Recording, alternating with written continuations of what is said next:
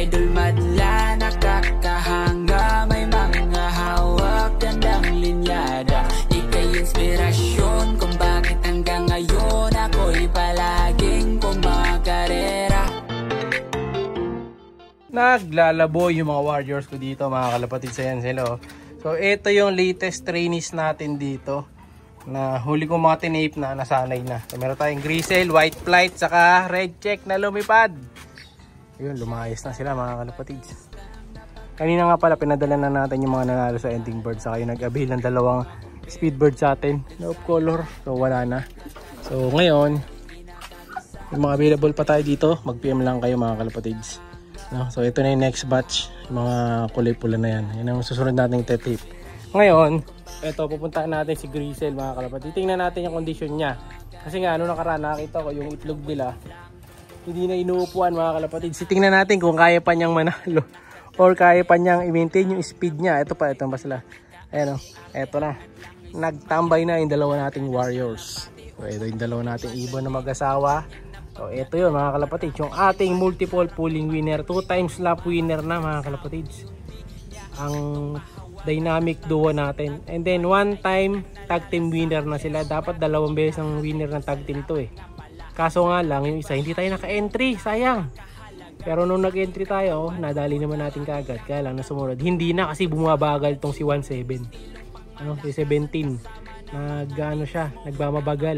Iniiwan siya masyado na itong si grisel. So titingnan natin ha, kasi itong si grisel dahil nga subok na natin na speedbird talaga to. Nagagamit natin sa pulling sa pan race, pero hindi na natin siya sasagad sa derby, no? Hindi na natin paabutin ng derby to kasi nga delikado, baka mawala pa. Baga ano na natin kasi siya dito eh, money maker na natin siya dito mga kalapatids eh, no? Hindi na natin pwede isugal.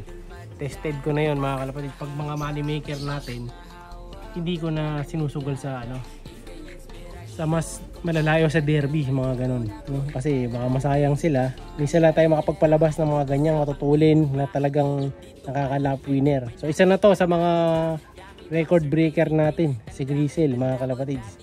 Dahil tong si grisel eh, ang dami nang nauuwing panalo nito. Ilang ano na to, off color winner na to. Winner take all 60, winner take all 110 nakukuha niya. At para maglulugon pa yata siya, no?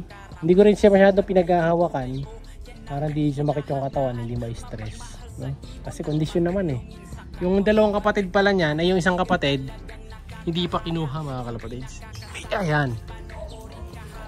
So yung nagsabi na i-avail niya to, wala akong matras na mga kalapatid, hindi na daw niya ako kukunin. So sayang. Ayan o, ganda pa naman yan, no? Speedbird, ito yung kapatid niya mga kalapatid.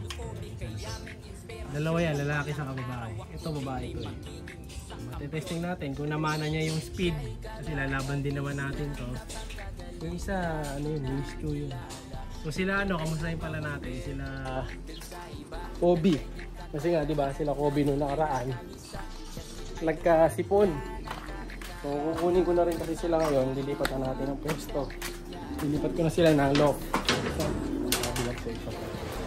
Ayan, ito yung binidyo natin kanina, oh.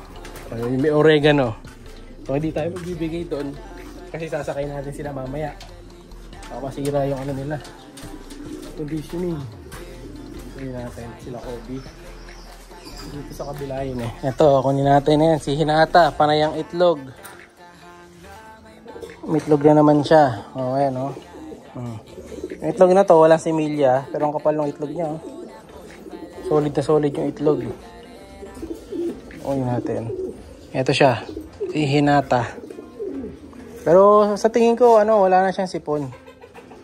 Tingin ko, feeling ko, tuyo na yung sipon nito. Wala na, oh, malinis na, oh. Nung nakaraan, medyo masama sa ilong, eh. Pero hindi na siya muling makakabalik sa karera. Ayan. Wala na, pass na to sa karera, mga kalapatids. Pang bibreeder na lang natin talaga to. Kukuhanan ko na lang ng itlog, tapos yung itlog papapisa na lang natin. So lilipat na natin sila ng ano, ng pwesto. So si Hinata yan, ang ating multiple pulling winner, 2 times pan race winner, no? Matindi rin to mga kapatids. Yung anak nilang isa nandun, may bulutong eh. So si Kobe, kukunin din natin yan, lilipat natin ng pwesto. Let's go. Ito naman si Kobe mga kalapatids. Medyo grabe sinapit na ano nito, na sipon. No? Kasi halos parang may halak na siya mga kalapatids, para na siyang manok eh. Kumukuko siya nung nakaraan. No? Yung parang sinisinok. Ayan, no? Pero tuyo naman na yung mukha niya. Wala na siyang sipon. Pero may ano pa to, kumbaga may bakas pa siya.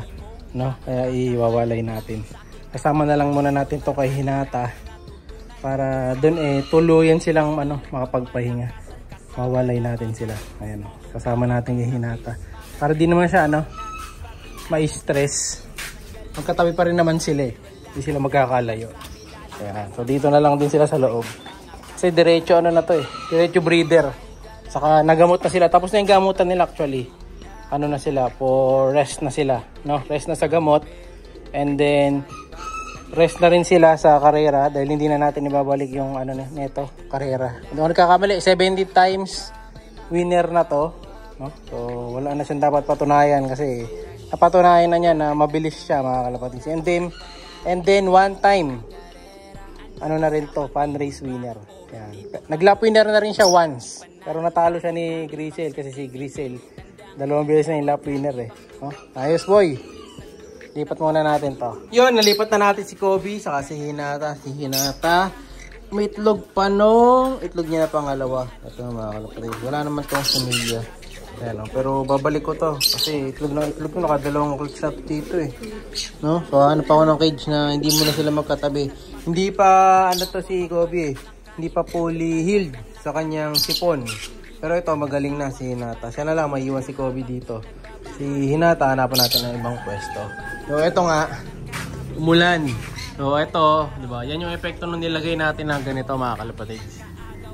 Kita nyo, basa yung labas. No? Dahil nagkakatubig-tubig nga, mga kalapatids. Umuulan nga kasi. Kaya yan, nababasa tuloy. No? Hindi ko na kasi pwede nilagay sa loob dahil may tarapal na. No? Kaya sa loob na lang natin nilagay. Ayan, no? May maintenance na lang natin palagi para di kalawangin agad. No? So kulang pa, kita nyo nababasa dito sa side na to, nagkakabasaan. So ayun ang aayusin natin ngayon, no? So tutuloy ko yung paggawa nito. Ganyan ulit kahaba dito sa side para malagyan natin. Kasi itatali ko lang ulit yan doon, yung katulad nun. So tatapusin ko na ngayong araw. Pati ito, lalagyan na natin yung ibaba para di na nababasa dito. Saka may space kasi nga dito para dun sa isang cage. Yung isang cage, hindi pa natin nalilipat, nandun pa rin. So ganyan ang sitwasyon dito ngayon dahil nag-uulan, medyo malamig sa loob, no? At ang kalat dahil di pa tayo naglilinis. Bukas na lang Friday ang linis natin, no? So tatapusin natin ang linis yan bukas. Pati yung mga cage ko dito na walang laman, na ayusin natin. General cleaning muna tayo bukas, no? Pero for now, ito muna. So gugupit lang ako dito mga G's, mga ganito lang siguro. Mga 100 ka lang yun halos eh. Mga ganito. Siya'y kalapatistang napakagaling na kinakilala.